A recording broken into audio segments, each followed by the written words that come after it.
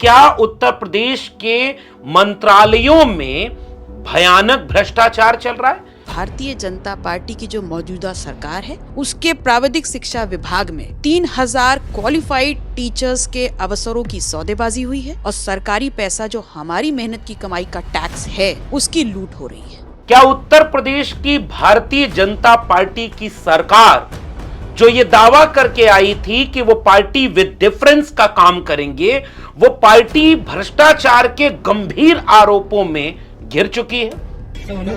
खाली अधिकारी तो ये सब कुछ नहीं कर सकते, ऊपर तो कोई हो। जितनी चाबी भरी राम कौन है कौन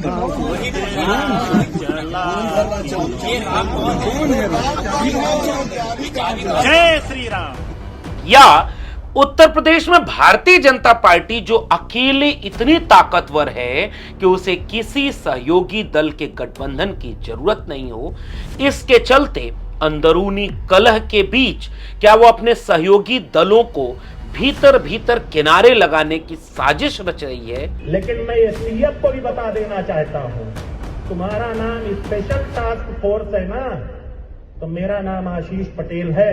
तुम पैर पे गोली मारते हो ना, औकात हो तो सीने पे मेरे गोली मार के दिखाओ। जिसका असर बिहार होते हुए दिल्ली तक देखने को मिलेगा।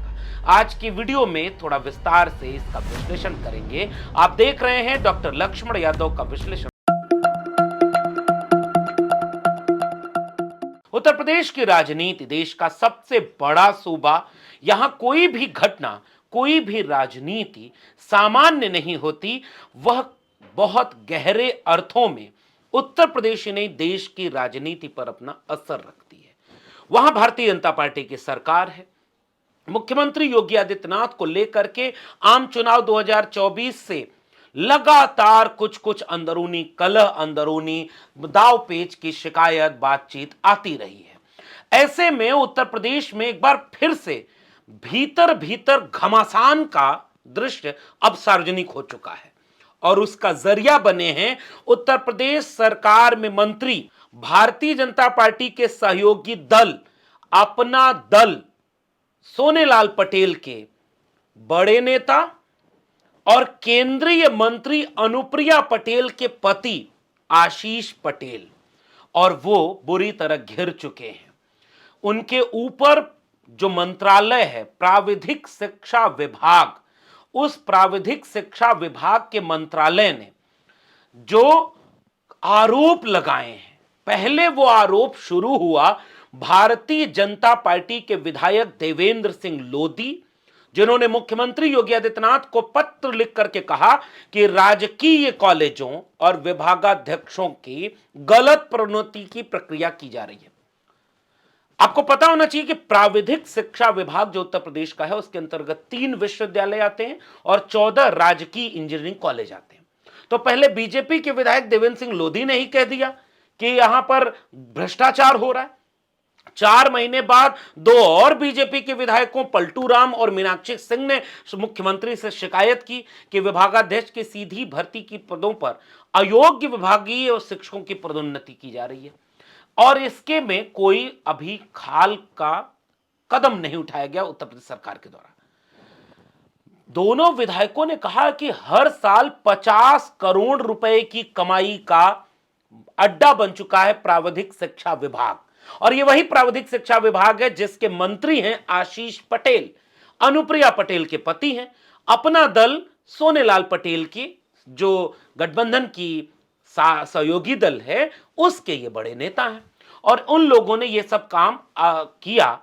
और उसके बाद नंबर आया समाजवादी पार्टी के टिकट पर उप मुख्यमंत्री केशव प्रसाद मौर्य को चुनाव हराने वाली सिराथू से विधायक पल्लवी पटेल का, और उसके बाद आपा खोते हुए आशीष पटेल ने उत्तर प्रदेश की एसटीएफ के ऊपर गंभीर आरोप लगाते हुए यह बयान तक दे दिया एक कार्यक्रम में कि तुम पैर में गोली मारते हो ना, तो मुझे सीने में गोली मार के दिखाओ।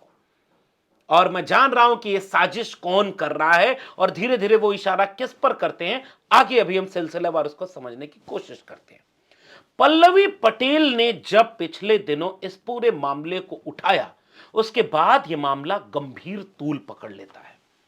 पल्लवी पटेल जो अनुप्रिया पटेल की बहन है, सगी बहन है। और आपको पता होना चाहिए कि उत्तर प्रदेश की राजनीति नहीं, देश की राजनीति में पिछड़ों बहुजनों के एक बड़े नेता सोनेलाल पटेल साहब रहे। और मरहूम सोनेलाल पटेल जी मान्यवर कांशी राम की राजनैतिक प्रयोगशाला के एक बड़े उपलब्धि की तरह देखे जाते हैं। कुर्मी समाज से आने वाले सोनेलाल पटेल जी ने पूरे जीवन संघर्षों का जिया और बहुजनों के 90% कमेरा आवाम के हक, अधिकार और सम्मान के लिए लड़ाई लड़ते रहे। चौधरी सोनेलाल पटेल ने अपना पूरा जीवन उस न्याय और समता के हक के लिए लड़ने में कुर्बान कर दिया, जो केवल एक कुर्मी समाज के नेता नहीं थे, वो पूरे ओबीसी, पूरे बहुजन, वंचित, शोषित, कमेरा 90% आवाम के लिए लड़ने वाले नेता थे। बुरी तरह उनके ऊपर एक बार लाठीचार्ज किया गया और वो तस्वीरें उत्तर प्रदेश की राजनीति में भूचाल लाने में कामयाब हुई थी। वो सोनेलाल पटेल जो लाठी खाने से डरते नहीं थे, वो सोनेलाल पटेल जिन्होंने पूरे जीवन संघर्ष से जिया, उनकी पार्टी में उनके बाद 2 गुट बन गया। एक गुट बना पल्लवी पटेल और उनकी मां कृष्णा पटेल, उन्होंने अपना दल कमेरावादी बनाया, और दूसरी तरफ आशीष पटेल, उनकी पत्नी थी अनुप्रिया पटेल यानी पल्लवी पटेल की दूसरी बहन, वो अलग पार्टी बना लेती हैं और दोनों में से अलग अलग राजनीतिक दावेदारी होती है। पल्लवी पटेल और उनकी मां गंभीर आरोप हमेशा लगाती रही हैं कि अनुप्रिया पटेल ने दुरुपयोग किया अपने पिता के नाम का, उनके चुनाव चिन्ह का, उनकी राजनीतिक विरासत का, और संघर्षों की इस विरासत को भारतीय जनता पार्टी के दरबार में गिरवी रख दिया। ऐसे कई गंभीर आरोप पल्लवी पटेल लगाती रही हैं। कई बार अपने रसूख का फायदा उठाकर, भारतीय जनता पार्टी से नजदीकी का फायदा उठाकर मंत्री पद लिया और ताकत हासिल की आशीष पटेल और अनुप्रिया पटेल ने। आज भी आप देखिए कि अनुप्रिया पटेल कैबिनेट मंत्री हैं केंद्र सरकार में और राज्य सरकार में आशीष पटेल मंत्री हैं।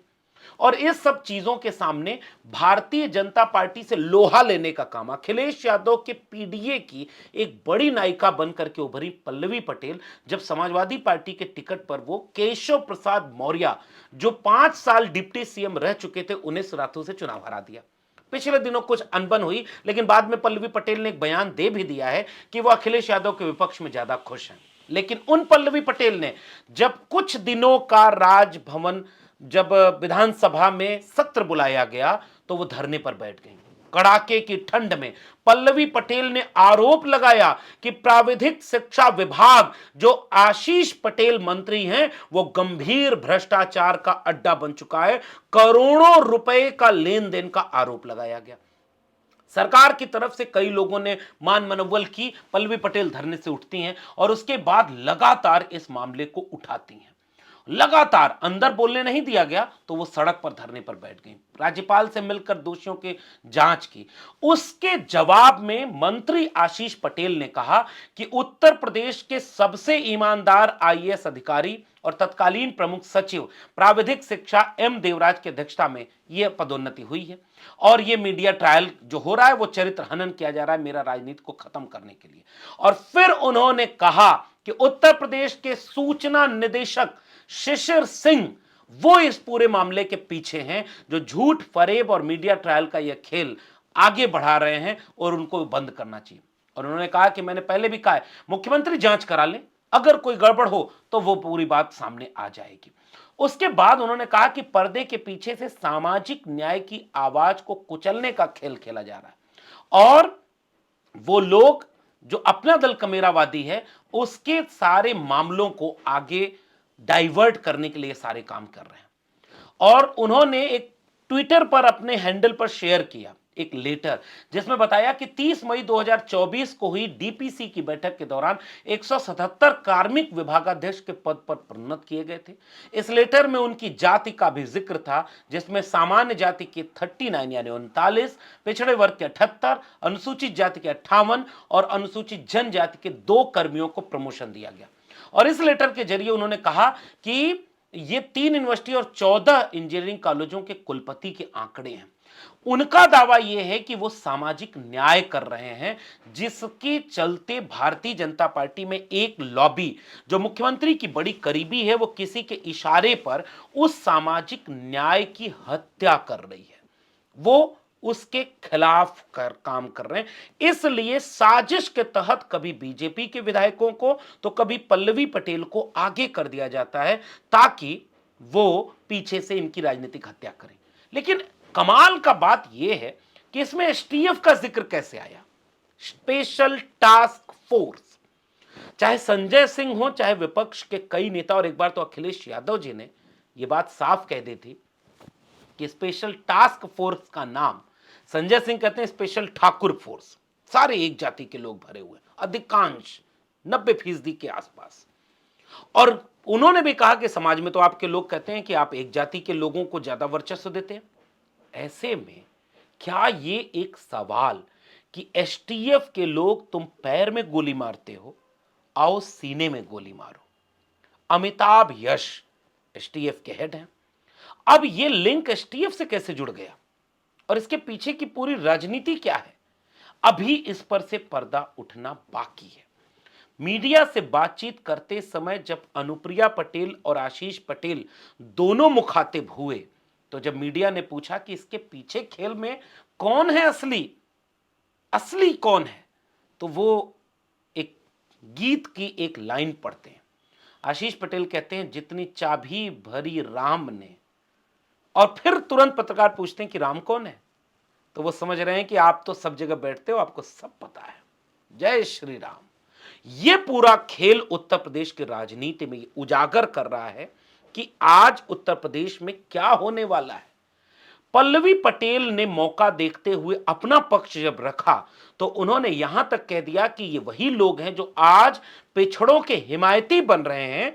69,000 शिक्षक भर्ती में ओबीसी का हक मारा गया, लाठी खाए वहां के अभ्यर्थी, उनके दरवाजे पर जाते रहे तो ये सुनते नहीं थे।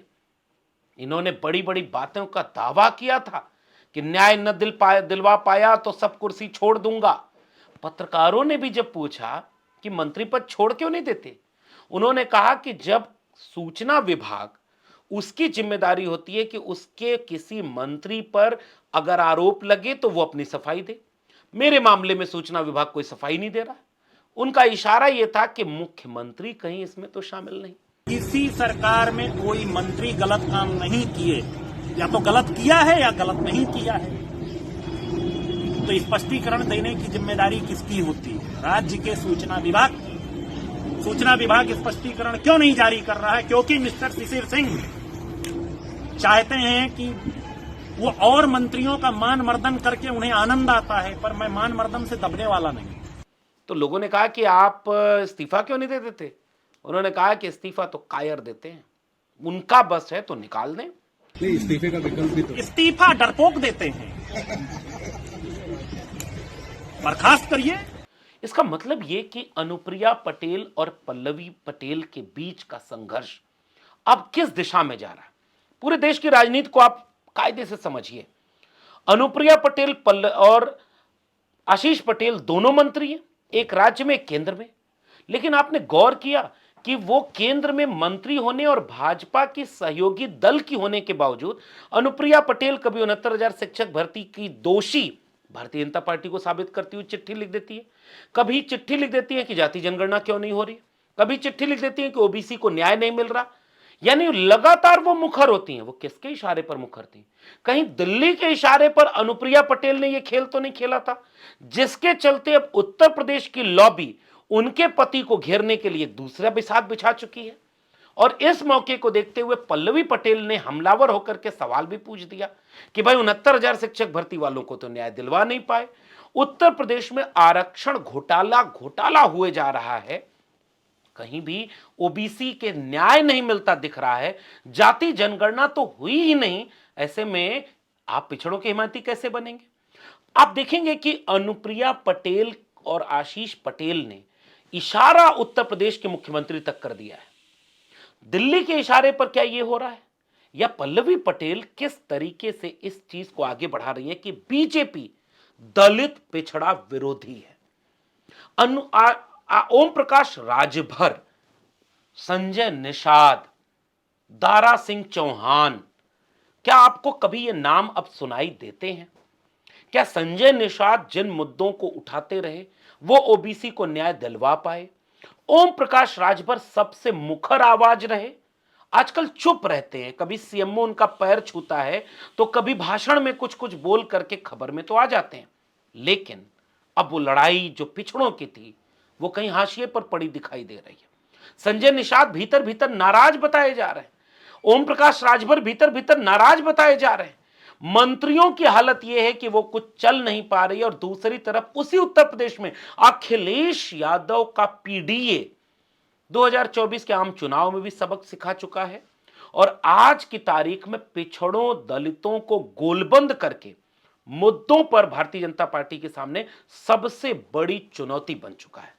पल्लवी पटेल ने मौका देखा, और जो किरकिरी और एक खाई, एक गैप पैदा हुआ था राज्यसभा चुनाव के वक्त, जब बच्चन और रंजन को वोट देने की बजाय उन्होंने पीडीए को वोट देने की बात मीडिया में कह दी थी। अखिलेश यादव इस बात से खफा भी हुए कि वो पीडीए की लड़ाई लड़ रहे हैं और वही बात कह रही हैं, लेकिन बाद में उन्होंने एक प्रेस कॉन्फ्रेंस में कहा कि सदस्यता हम किसी की नहीं लेंगे, और पल्लवी पटेल जी तो अपने पीडीए की हैं, इसलिए हम उनको छोड़ देते हैं।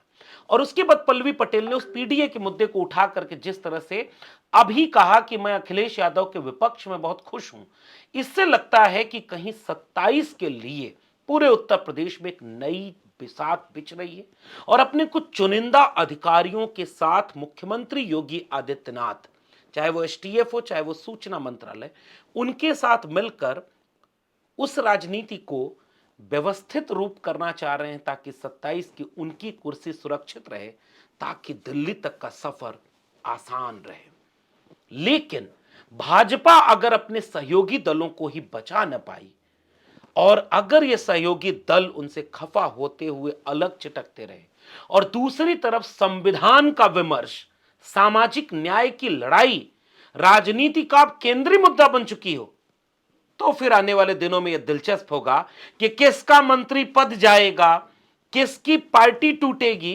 कौन से गठबंधन टूटेंगे और कौन से नए गठबंधन बनेंगे, और 27 की बिसात के लिए पीडीए कैसे भारतीय जनता पार्टी के सामने मुश्किल पैदा करेगा। नजर बनाए रखिएगा। तब तक के लिए बहुत बहुत धन्यवाद।